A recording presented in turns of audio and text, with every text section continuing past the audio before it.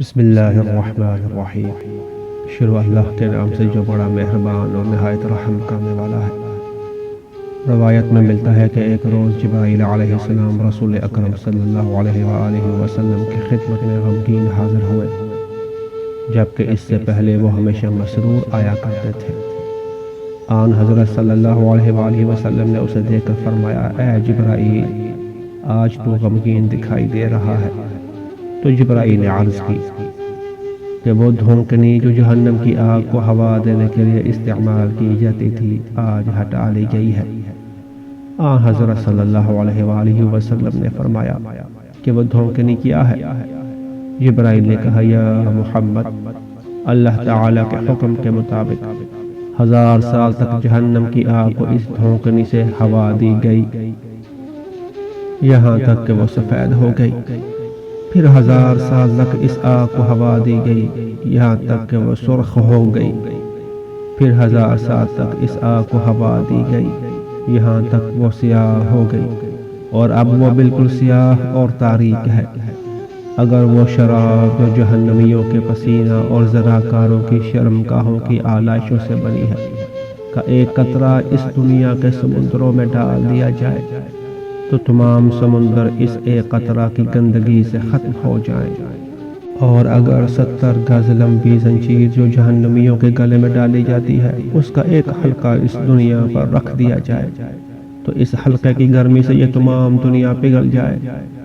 اور اگر دوزخیوں کی قمیصوں میں سے ایک قمیص زمین و آسمان کے درمیان لٹکا دیا جائے تو یہ تمام دنیا اس قمیص سے نکلنے والی بدبو سے ہلاک ہو جائے۔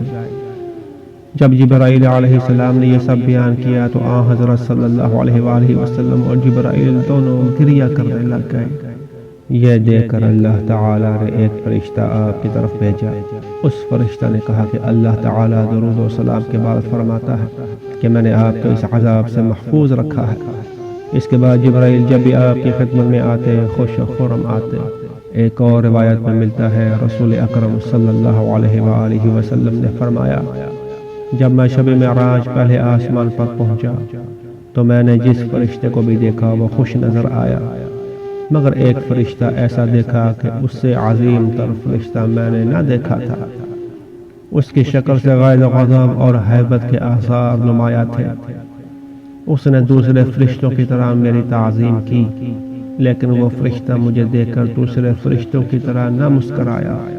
میں نے جبرائیل سے پوچھا کہ یہ فرشتہ کون ہے کہ میں اسے دیکھ کر سخت خوف زدہ ہوں۔ جبرائیل نے عرض کیا، آپ کو واقعی اس سے ڈرنا چاہیے، کیونکہ ہم بھی اس کو دیکھ کر ڈرتے ہیں۔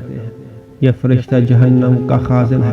جس دن سے اللہ تعالیٰ نے اسے جہنم کا خازن بنایا ہے، یہ مسلسل اللہ تعالیٰ کے دشمنوں کے خلاف غضبناک ہو رہا ہے، اور جس وقت اللہ اس فرشتہ کو اپنے دشمنوں سے انتقام لینے کا حکم دے گا تو یہ بڑی سختی کے ساتھ ان سے انتقام لے گا۔